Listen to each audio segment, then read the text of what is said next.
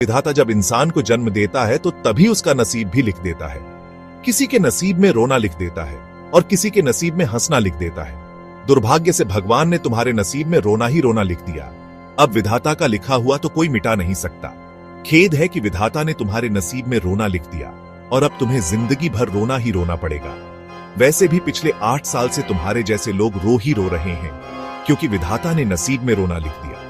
कभी जीएसटी के बहाने से रोते हो तो कभी नोटबंदी के बहाने से रोते हो, कभी सर्जिकल स्ट्राइक पर रोते हो तो कभी राफेल डील पर रोते हो, कभी जम्मू कश्मीर की धारा 370 पर रोते हो तो कभी सीएए कानून पर रोते हो, कभी बाबरी मस्जिद को रोते हो तो कभी हज सब्सिडी को रोते हो, कभी इसलिए रोते हो कि मोदी दलितों के पैर धो रहा है तो कभी इसलिए रोते हो कि मोदी केदारनाथ के मंदिर में पूजा कर रहा है, कभी इसलिए रोते हो कि मोदी ट्रंप का स्वागत कर रहा है तो कभी इसलिए रोना शुरू कर देते हो कि मोदी गंगा की आरती कर रहा है। कभी ईवीएम मशीन को लेकर रोते हो तो कभी इसलिए रोते हो कि मोदी कोरोना वॉरियर्स के सम्मान में थाली क्यों बजवा रहा है। कभी मोदी की दाढ़ी को लेकर रोते हो तो कभी इसलिए रोती हो कि मोदी ने इजराइल की यात्रा क्यों की।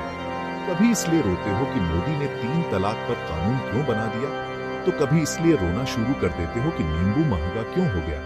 यानी कुल मिलाकर तुम्हें रोना ही रोना है, क्योंकि तुम्हारे नसीब में सिर्फ और सिर्फ रोना लिखा है और किसी के बाप में दम नहीं जो विधाता का लिखा हुआ मिटा दे। जय श्री राम।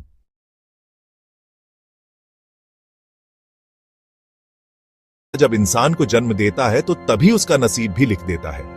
किसी के नसीब में रोना लिख देता है और किसी के नसीब में हंसना लिख देता है। दुर्भाग्य से भगवान ने तुम्हारे नसीब में रोना ही रोना लिख दिया। अब विधाता का लिखा हुआ तो कोई मिटा नहीं सकता। खेद है कि विधाता ने तुम्हारे नसीब में रोना लिख दिया और अब तुम्हें जिंदगी भर रोना ही रोना पड़ेगा। वैसे भी पिछले 8 साल से तुम्हारे जैसे लोग रो ही रो रहे हैं, क्योंकि विधाता ने नसीब में रोना लिख दिया। कभी जीएसटी के बहाने से रोते हो तो कभी नोटबंदी के बहाने से रोते हो, कभी सर्जिकल स्ट्राइक पर रोते हो तो कभी राफेल डील पर रोते हो, कभी जम्मू कश्मीर की धारा 370 पर रोते हो तो कभी सीएए कानून पर रोते हो, कभी बाबरी मस्जिद को रोते हो तो कभी हज सब्सिडी को रोते हो, कभी इसलिए रोते हो कि मोदी दलितों के पैर धो रहा है तो कभी इसलिए रोते हो कि मोदी केदारनाथ के मंदिर में पूजा कर रहा है, कभी इसलिए रोते हो कि मोदी ट्रंप का स्वागत कर रहा है तो कभी इसलिए रोना शुरू कर देते हो कि मोदी गंगा की आरती कर रहा है। कभी ईवीएम मशीन को लेकर रोते हो तो कभी इसलिए रोते हो कि मोदी कोरोना वॉरियर्स के सम्मान में थाली क्यों बजवा रहा है। कभी मोदी की दाढ़ी को लेकर रोते हो तो कभी इसलिए रोती हो कि मोदी ने इजराइल की यात्रा क्यों की। कभी इसलिए रोते हो कि मोदी ने 3 तलाक पर